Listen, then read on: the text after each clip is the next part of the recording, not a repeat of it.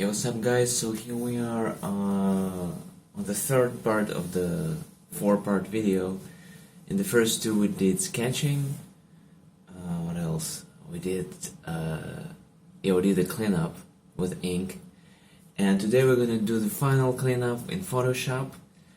I'm gonna tell you about my process, why I do it, and we're gonna see how it's done. It's gonna be time-lapse, short video. Let's just go and do it.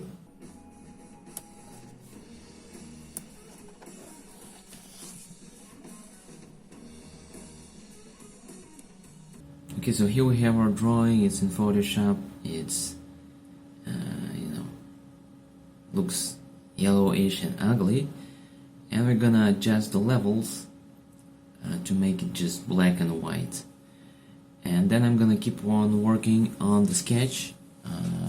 I'm gonna add a lot of black, and I'm gonna just tweak all the details so that they look kind of finished. And so on this phase I'm just putting my final illustration decisions onto the drawing. And to be honest, I could stop on this stage as the final stage and just use this scan and adjust the drawing for to put on a t-shirt or color it or make a sticker out of it. But cleanup in Photoshop, it has its own sort of look, kind of style, you could say. And I just wanted, with this drawing, I just wanted to go, all the way with Photoshop cleanup.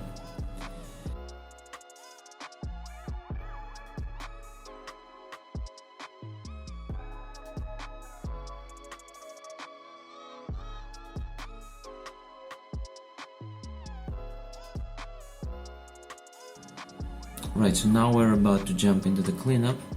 I'm gonna take this layer and make it transparent. I'm gonna lock it, and I'm gonna make new layer on top of it and just use my standard Photoshop brush with pressure sensitivity to clean up the drawing. And right away you could see the quality of the line that you get in Photoshop. It's just perfect. It's crispy.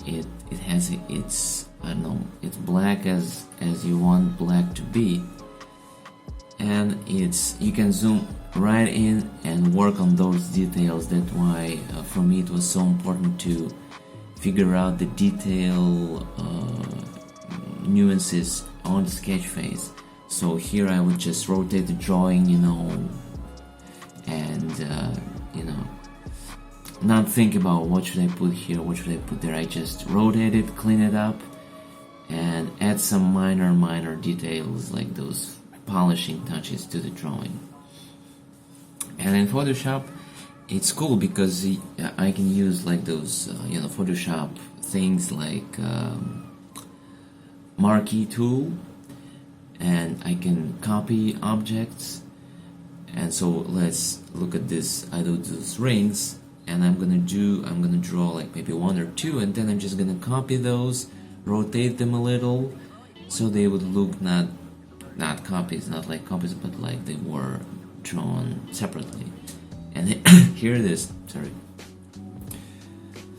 And I'm gonna do the same, not the same, but I'm gonna use those Photoshop tools to make rings on his right hand look more interesting, because I'm gonna show you now. Look at those rings. Yeah, they're kind of boring, stiff, and what I want to do is make them more dynamic, add some life, breathe some life into them.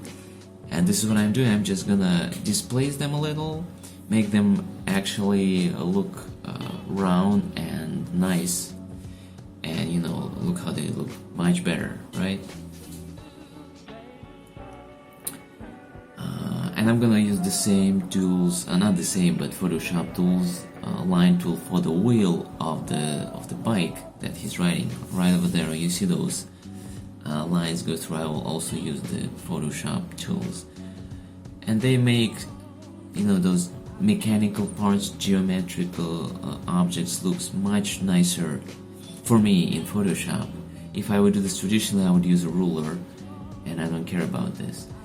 Ruler or not ruler, Photoshop is just a tool, you know, you just have fun. And here you see I have all my blacks, I have them on a separate layer, and I make this layer transparent, and I make another layer on top of it, and I go over with white. And white and black, it's always a great contrast to work with. It, you know, it always works. And that's why probably I chose mostly I do black and white stuff. So here it is, this is the end of the drawing, part 3, inking in Photoshop. The next part is gonna be like very short, just texturing on top of our final drawing. And textures, they make every drawing look as if, you know, as if it has a history of sorts. So I'll see you in the part 4, like this, part 4. Peace.